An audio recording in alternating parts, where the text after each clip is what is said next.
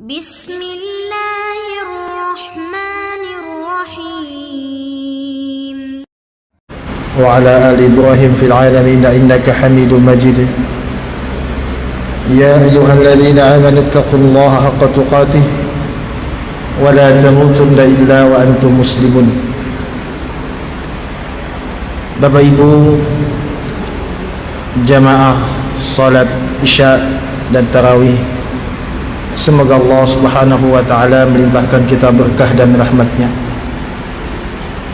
Alhamdulillah, segala puji milik Allah Subhanahu wa ta'ala, melimpahkan kita nikmat iman, Islam dan kesehatan, sehingga kita bisa melaksanakan ibadah salat Isya berjamaah. Dan tadi kita selesai melaksanakan ibadah puasa kita di bulan suci Ramadan ini. Maka perlu bagi kita untuk memperhatikan hal-hal yang sekiranya tadi ketika kita berpuasa ada sesuatu hal yang mungkin saja membatalkan pahala puasa kita. Maka kita berdoa kepada Allah Subhanahu wa ta'ala agar nantinya di puasa pagi yang nanti akan kita lakukan, kita mendapatkan kekuatan untuk menjalankan sesuai dengan apa yang diajarkan oleh Rasulullah sallallahu alaihi wasallam. Di undangan tertulis 20 menit.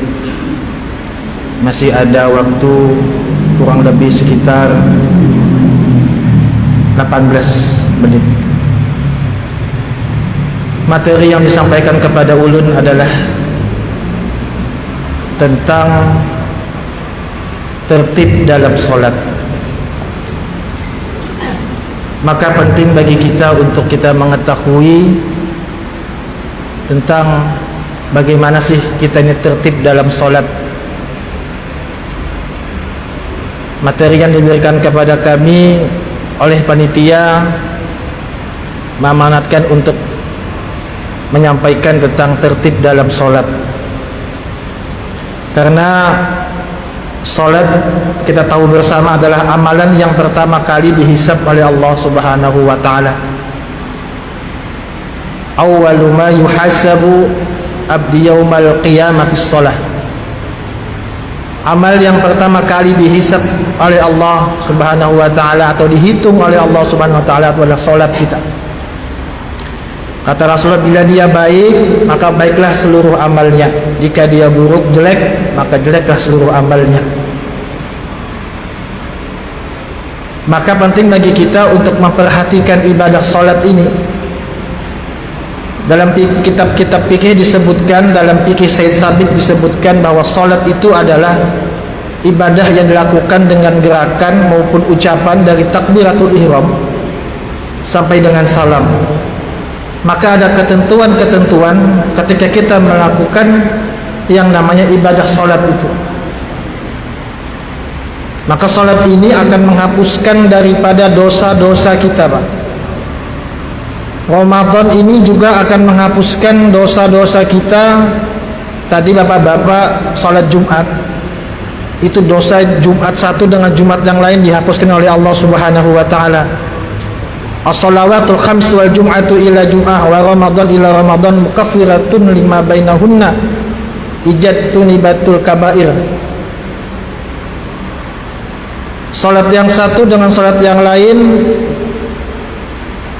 Jumat yang satu dengan Jumat yang lain, dan Ramadan yang satu dan Ramadan yang lain akan menghapuskan dosa-dosamu, kata Rasulullah, selagi engkau tidak melakukan perkara-perkara dosa besar.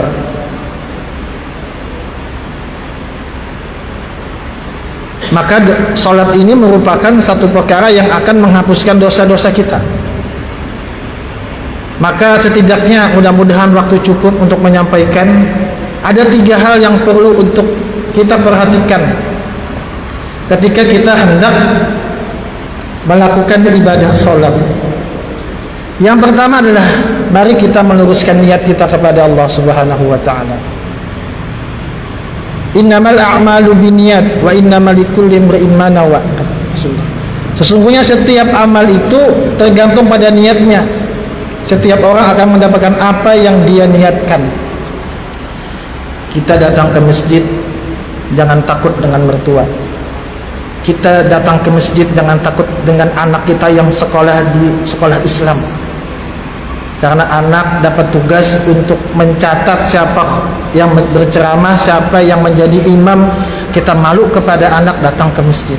Maka mulai sekarang Pak, Ibu, luruskan niat kita untuk beribadah kepada Allah Subhanahu wa taala, karena ada dua hal yang menyebabkan amal kita tidak diterima oleh Allah Subhanahu wa taala, yaitu niat yang ikhlas kepada Allah, yang kedua adalah melaksanakan ibadah itu sesuai dengan tuntunan daripada apa yang dituntunkan oleh Rasulullah sallallahu alaihi wasallam. Kemudian penting untuk kita untuk memperhatikan bersuci. Jadi ada, sebelum kita melaksanakan sebelum sholat itu kita memperhatikan adab-adab kita bersuci. Bagaimana tata cara kita buang air kecil, bagaimana tata cara kita menyiram. Nanti kalau mau lebih jelasnya nanti bisa ditanyakannya di seputar fikih di subuh hari oleh Ustaz Darussalam. Cuma kami akan sedikit mengangkat secara umum saja, karena Rasulullah SAW bersabda, ada seseorang yang disiksa oleh Allah Subhanahu wa taala karena dia itu tidak bersih dalam beristinja. Rasulullah SAW pernah melewati dua kuburan, lalu ia bersabda, kedua penghuni kubur ini disiksa, dan keduanya disiksa bukan karena dosa besar. Yang satu ini bukan tidak membersihkan air kencingnya, yang satu ini dulunya tidak membersihkan air kencingnya, sedangkan yang disiksa karena selalu mengadu domba. Kemudian beliau meminta sepotong pelepah kurma yang masih basah. Beliau membelahnya menjadi dua dan menancapkannya pada dua kubur tersebut. Beliau kemudian bersabda, semoga ini bisa meringankan siksa keduanya selagi pelepah kurma ini belum kering. Kemudian perlu kita perhatikan tentang berwudu kita. Setelah kita beristinja, kita memperhatikan tentang berwudu. Maka wudu ini sangat penting. Jamaah yang dirahmati Allah Subhanahu wa taala, salah satunya sholat yaitu dengan cara kita berwudu, salah satunya. Dan keutamaan wudu ini luar biasa. Rasulullah katakan, man tawaddo'a, barang siapa yang berwudu, fa ahsanal wudu'a summa qala, kemudian dia menyempurnakan daripada wudunya. Maksudnya dia itu menyempurnakan daripada apa-apa yang menjadi rukun-rukun wudu. Membasuh mukanya, tangannya, kemudian kepalanya atau rambutnya, kemudian kakinya. Dia menyempurnakannya, summa qala, kemudian dia berdoa, asyhadu an la ilaha illallah wahdahu la syarikalah wa asyhadu anna muhammadan abduhu wa rasuluh. Allahumma ja'alni minat tawwabin waj'alni minal mutatahhirin. Futihat lahu thamaniyatu abwabil jannah yadkhulu min ayyuha syaa.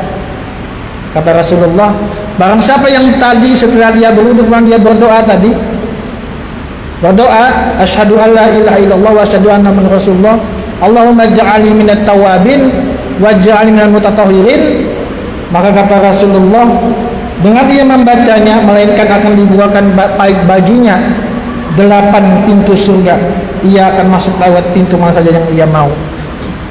Maka perhatikan Bapak Ibu, ketika kita berwudu, sunnah-sunnah wudu, rukun-rukun wudu untuk kita penuhi bersama. Kemudian mari kita memperhatikan saf ketika kita berada dalam masjid. Karena Rasulullah SAW menyampaikan kepada kita bahwa saf yang paling utama itu adalah bagi laki-laki adalah saf yang ada di depan, dan yang sejelek-jeleknya itulah saf yang ada di belakang. Bagi perempuan kebalikannya, saf yang ada di belakang itu lebih baik daripada saf yang ada di depan. Kemudian Allah dan para malaikatnya akan bersalawat kepada orang yang berada di saf yang terbaik atau di saf terdepan. Bersalawat di sini maksudnya adalah Allah akan memberikan rahmat, ampunan kepada orang yang berada di saf depan. Malaikat pun akan mendoakan orang yang berada dalam saf depan. Maka sangat-sangat disayangkan jika ada saf kosong di depan kita memberikan kepada orang lain. Saya ulangi, sangat rugi bagi kita jika ada saf kosong di depan, celah di depan, kita memberikan kepada orang lain.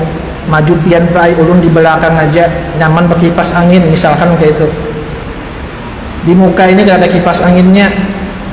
Contoh, kita mempersilahkan orang lain maju, padahal Allah dan para malaikatnya bersalawat kepada orang yang berada di saf depan. Tapi hendak bagi-bagi aja lawan orang baik, biar aja di belakang. Amal ibadah kita disuruh berpastabiqul khairat, berlomba-lomba untuk kebaikan. Jika di situ ada kemuliaan, ada peluang, ambil.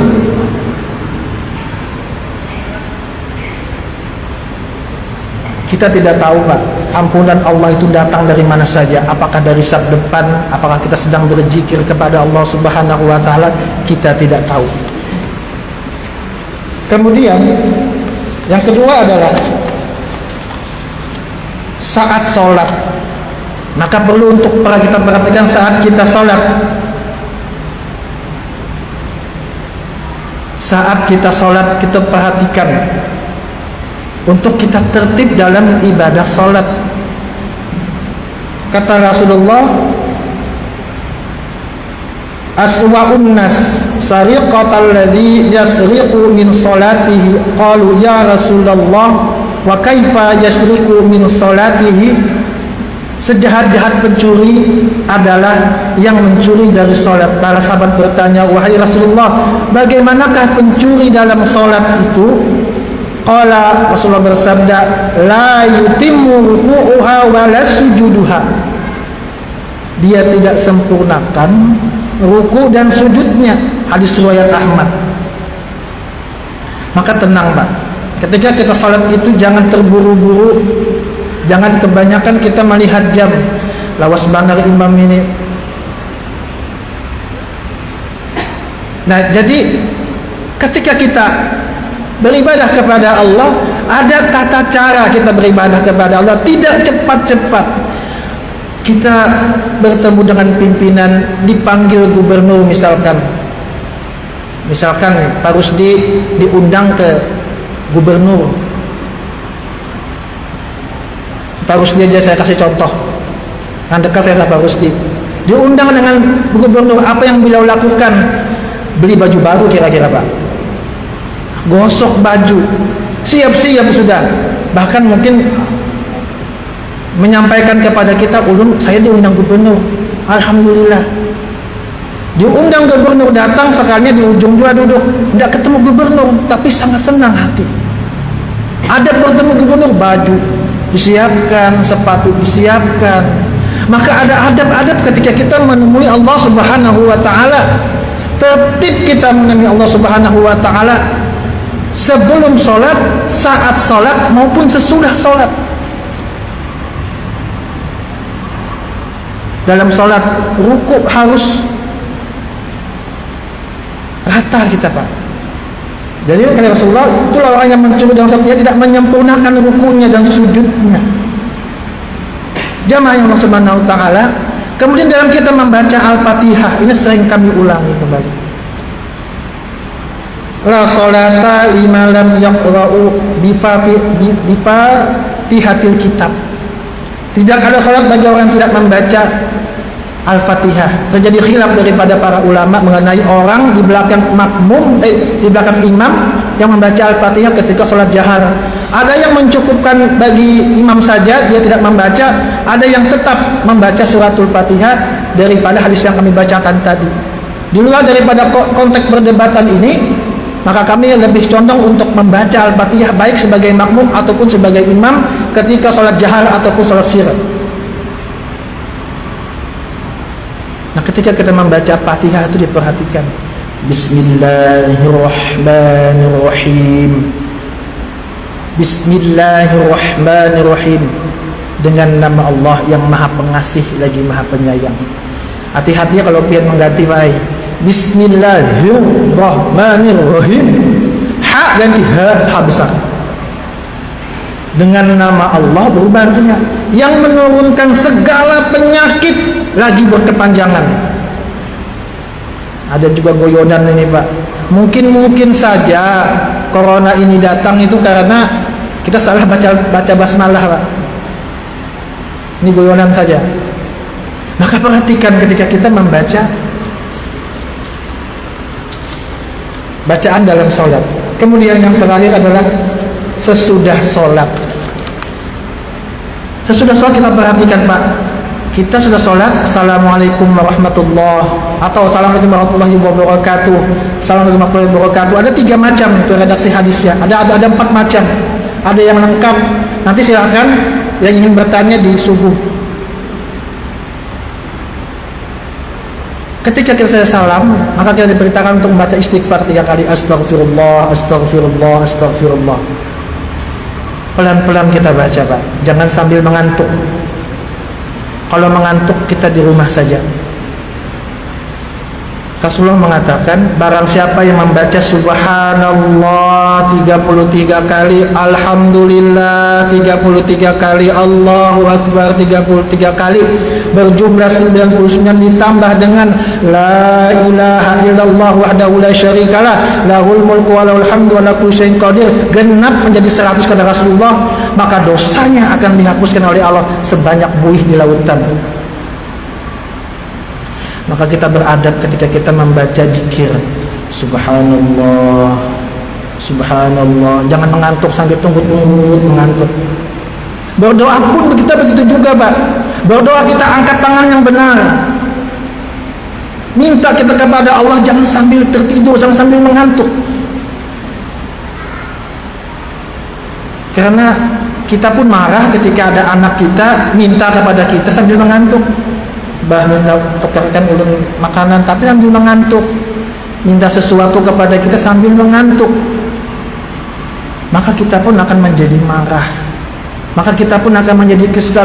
Allah, Rabb pencipta alam semesta ini, Rasulullah berikan jaminan kepada kita membaca subhanallah 33 kali, alhamdulillah 33 kali, Allahu akbar 33 kali, ditambah dengan kalimat la ilaha illallah wa la syarikalah lahul mulku wa lahul hamdu wa la syai'in qadir, akan menghapuskan dosa-dosa kita sebagaimana buih di lautan.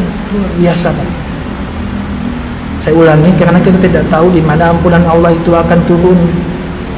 Apakah pada saat kita berzikir, pada saat kita sholat, pada saat kita berdoa kepada Allah, maka betul-betul kita meminta kepada Allah Subhanahu wa ta'ala. Jadikan ibadah ini sebagai ibadah kita terakhir Pak. Kita tidak tahu Ramadan yang akan datang kita akan dapatkan. Kita tidak tahu Ramadan yang akan depan kita akan dapatkan. Maka betul-betul kita beribadah di bulan ini. Sisa 1 menit. Mohon maaf jika dalam ceramah Ramadan ini ada kesalahan dari penyebutan hadis maupun lafal. Kami memohon maaf kepada sekalian, memohon ampun kepada Allah Subhanahu wa taala. Kami akhiri, alhamdulillahirabbil alamin, subhanakallahumma bihamdika asyhadu an la ilaha illa anta astaghfiruka wa atubu ilaik. Assalamualaikum warahmatullahi wabarakatuh.